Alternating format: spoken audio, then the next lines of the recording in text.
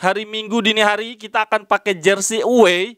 Langsung debut nih jersey kedua, namun belum dijual, baru dijualnya di bulan September. Dufrey dan Brozovic dari berita terakhir sudah membaik, sudah bergabung bersama grup. Yang cedera malah Danilo De Ambrosio, dia sudah dipastikan absen lawan Lecce dan baru bisa tersedia ketika melawan Spezia.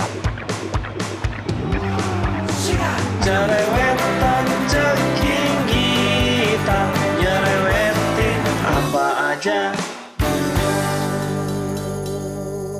Teman-teman, saat ini kalian sedang menyaksikan Cerewetin Inter. Apa kabar teman-teman semua? Harus sehat, sebentar lagi Inter main. Gila, udah gak sabar banget. Nanti kita zoom lagi ya teman-teman, gue akan live.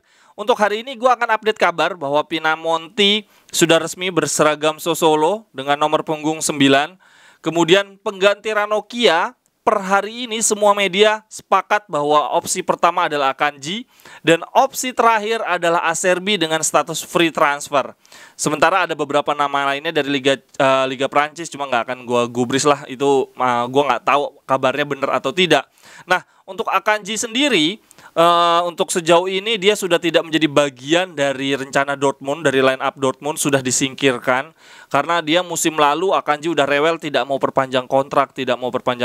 Jadi ini adalah saat yang paling tepat bagi Dortmund ngejual Akanji dengan harga yang lumayan. Saat ini bandrolnya 20 juta. Tapi kalau sampai dengan detik terakhir bursa transfer dia tidak ada yang nawar juga, konon akan turun di 10 juta. Harusnya sih kita bisa lah kalau cuma 10 juta doang. Berarti kalau begini Inter akan main strategi lambat kali ya, nggak akan kejar waktu, menunggu detik-detik terakhir. Mercato ditutup 1 September. Kalau sampai diambilnya di 1 September atau di akhir Agustus, berarti si Akanji akan melewati 4 pertandingan nih. Inter habis lawan Lecce, akan ada lawan Spezia, kemudian ada lawan Lazio di 27 Agustus dan Cremonese 31 Agustus. Berarti Akanji atau siapapun back yang akan direkrut sebagai pengganti Ranocchia mungkin akan baru siap menjelang pertandingan derby nih lawan Milan di 3 September. Gue sih sejujurnya menyambut baik ya Akanji, bahkan Acerbi pun gue sambut baik karena kita memang butuh banget back yang bisa buat rotasi. Tetapi Akanji akan memberikan warna tersendiri karena dia tipikal back yang lincah, punya kecepatan, hal yang tidak dimiliki oleh Dufrey.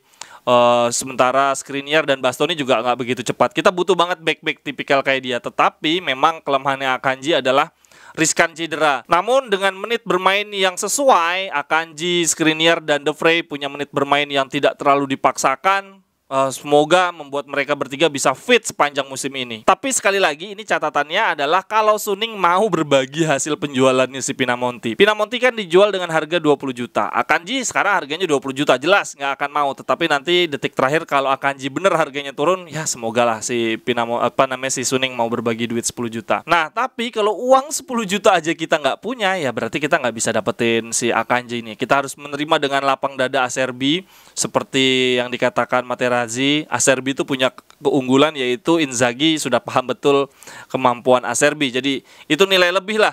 Sementara Acerbi juga baru-baru ini dalam sebuah sesi wawancara dia bilang bahwa ketika saya ngelihat Inter di televisi, saya merasa bahwa harusnya saya udah ada di sana nih. Semuanya sudah selesai. Wah, itu maksudnya apa ya? Jangan-jangan sudah ada kesepakatan personal antara Inter dengan Acerbi bahwa lo nih opsi terakhir nih, kalau gua nggak dapet siapa-siapa, lo bakal gua rekrut. Dan agennya si Acerbi sendiri, Pastorello, dia bilang bahwa dia siap membuat Acerbi menjadi free transfer dengan Lazio asalkan Inter mau membayar gaji penuhnya si Acerbi. Acerbi adalah profil back yang sangat sesuai dengan kebutuhan Inter. Selain dia berpengalaman dan sudah pernah dilatih oleh Inzaghi, Acerbi sendiri punya biaya yang paling murah di antara back-back yang tersedia. Sejujurnya gue berharap Marotta atau Osilo dia punya beberapa kandidat lain lah. Acerbi opsi terakhir lah. Terlebih nih teman-teman, ada berita unik dari Barcelona. Karena mengalami krisis keuangan, ada potensi Kessie sama Christensen, back yang dari Chelsea, itu tidak jadi direkrut, tidak mampu diregistrasi, sehingga Kessie dan Christensen akan berstatus free transfer. Makanya Kessie ada isu mulai didekati oleh Juventus, didekati Napoli. Nah, kita ya maksud iya nggak mau ngambil Christensen sih. Memang gajinya tinggi, tapi kan toh usianya juga jauh lebih muda. Dia juga bisa sangat bersaing dengan Skriniar dan Dufrey. Oke, sekarang kita akan bahas sedikit tentang pertandingan lawan Lecce. Hari Minggu dini hari kita akan pakai jersey away.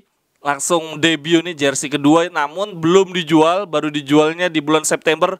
Ini keren banget. Menurut teman-teman gimana nih jersinya? Itu ada peta ya, itu mapsnya ya, keren banget sumpah. Dan untuk starting line up-nya menurut Sky Sports seperti ini teman-teman, tidak ada nama Brozovic, walaupun Dufre dan Brozovic dari berita terakhir sudah membaik, sudah bergabung bersama grup. Yang cedera malah Danilo de Ambrosio, dia sudah dipastikan absen lawan Lecce dan baru bisa tersedia ketika melawan Spezia.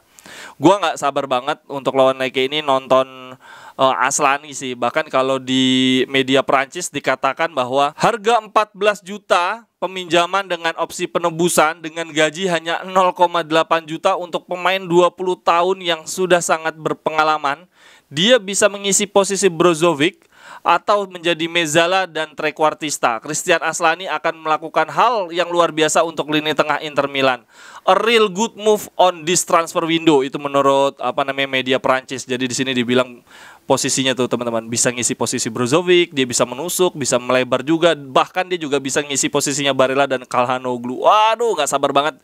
Gua nggak sabar untuk di lawan Lecce ini ngelihat Aslani, terus Belanova dimasuk di babak kedua dengan kecepatannya ngobrak-ngabrik. Dan sejujurnya teman-teman, gue tuh penasaran banget ngelihat kombinasi duet antara Korea sama Lukaku sih. Entah kenapa dibandingkan Lukaku Lautaro, gue penasaran, pengen lihat kalau Lukaku tuh cocok nggak sih gaya mainnya. Sama-sama tinggi, sama-sama bisa dribble. Wah, kayaknya itu menarik banget. Kalau teman-teman siapa pemain yang paling bikin penasaran, paling bikin nggak sabar untuk nonton lawan Lecce? Untuk Lecce sendiri, dari yang gue baca, formasi terakhir yang dia pakai ketika kalah di first round Coppa Italia adalah 4-3-3. Pemain yang gue kenal cuma si Di Francesco nih. Ini first roundnya Coppa Italia ini menelan banyak kekalahan untuk tim Serie A nih. Sassuolo kalah, Lecce juga kalah. Nah, dari Lecce harusnya sih kita bisa menang sih. Nih lihat pemainnya, gue nggak ada yang gue kenal juga. Mungkin 4-0 harusnya bisa lah ya. Lukaku 2 gol. Terus Lautaro, satu lagi siapa ya? Calhanoglu. Kalau teman-teman prediksinya apa? Sampai ketemu di cerewetan berikutnya. Jangan lupa kita ketemu di... Kalau teman-teman prediksinya gimana? Sampai ketemu di cerewetan berikutnya. Bye-bye, thank you. Cerewetan ceking kita nyerewetin apa aja.